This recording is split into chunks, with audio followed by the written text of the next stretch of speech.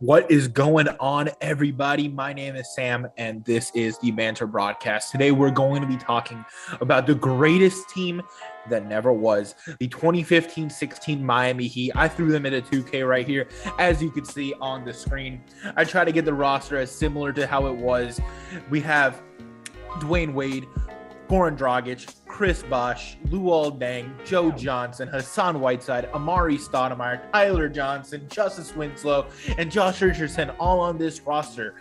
That sounds like a super team, and yet they didn't really go anywhere, and that's kind of disappointing. So let's talk about what happened, the timeline of this team, and why I genuinely believe that they would have rivaled the Cleveland Cavaliers in 2015-16. Yeah, that's right, the same Cavs that came back down 3-1 in the NBA Finals against 73-9 Golden State Warriors. This team could have been a championship roster if it wasn't for one thing. So stick around to find out what that thing was and why I genuinely believe this is the greatest team that never happened. I know I'm a Miami Heat fan. You can tell by the hat. It's a little biased here, but hopefully you learned something new.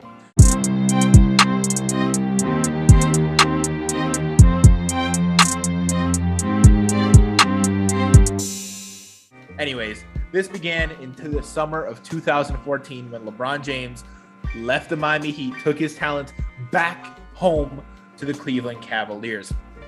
And Miami was kind of caught off guard by this. They drafted Shabazz Napier in that NBA draft because that's the guy LeBron liked, the guy LeBron wanted.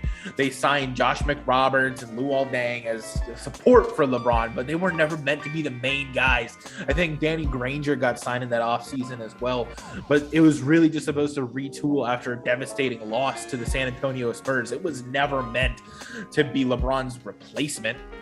But LeBron left, and the Heat were now stuck with the remains of the big three: Dwayne Wade, Chris Bosh. Still really great options, but not that star trio they had before.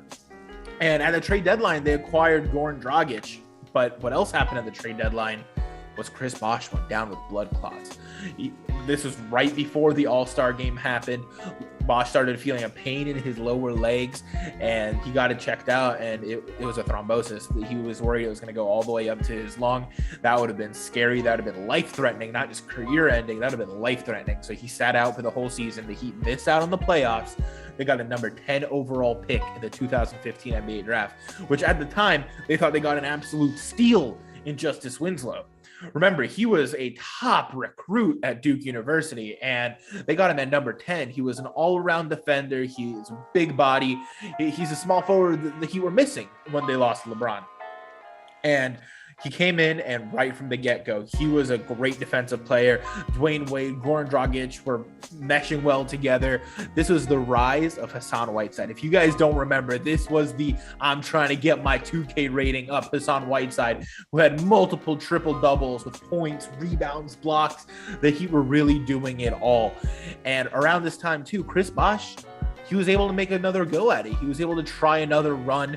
He was on blood thinners. He was able to play through the blood clot. It seemed like everything was fine. Miami and Cleveland matched up in December on Miami's home court, and the Heat blew the Cavs out of the water. I tell you, they won by like 30 points. It was an absolute blowout. The Heat looked like a powerhouse team. LeBron looked scared to play in South Beach with a new revamped Miami Heat roster.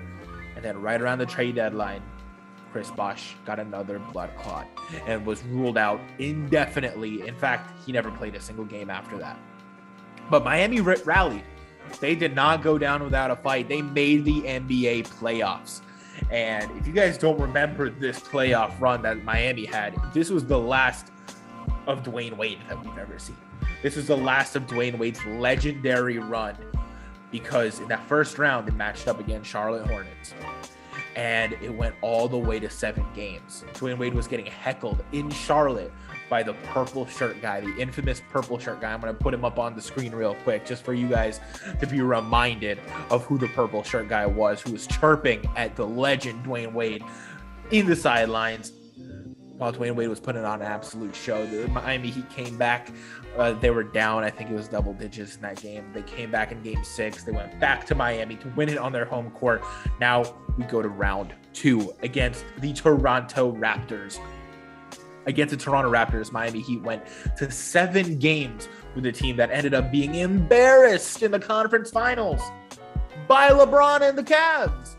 This is where the LeBronto meme really began, when LeBron James just took ownership of the entire country of Canada until Kawhi Leonard came and redeemed that whole entire nation in the eyes of basketball. But Miami Heat hang around. They took this team to 7 games without their all-star, without their leading scorer, Chris Bosh. This team ran on the backs of Goran Dragic, Dwayne Wade, and Hassan Whiteside, with a bunch of undrafted or second-round players playing the role player position. In that series, Justice Winslow, the number 10 overall pick, the small forward, mind you, was a starting center when Hassan Whiteside got hurt. Let me repeat that. Starting small forward Justice Winslow in his rookie year was a starting small forward in the conference semifinals against the Toronto Raptors, a team the Miami Heat took to 7 games. They had 2 7-game playoff series. They go all the way down to the wire. The Heat lose. It's kind of ironic because Kyle Lowry is the one that put them away, who just recently joined the Miami Heat, and they're looking to make a run together. So it's funny how things come full circle. But if you take a look at this roster up and down with former All-Stars, the amount of talent that this roster had, a lot of them were washed up, I know. But Dwayne Wade, Chris Bosh, Goran Dragic, Luol Deng has a couple All-Stars under his belt, Amari Stoudemire a couple All-Stars under his belt, ISO Joe Johnson has a couple All-Stars under his belt. This team was stacked with talent, and they had the young guys too, with Josh Richardson, Justice Winslow, Tyler Johnson. Remember, Tyler Johnson, after this season, earned himself a near max deal. Miami had to match it. Brooklyn wanted him.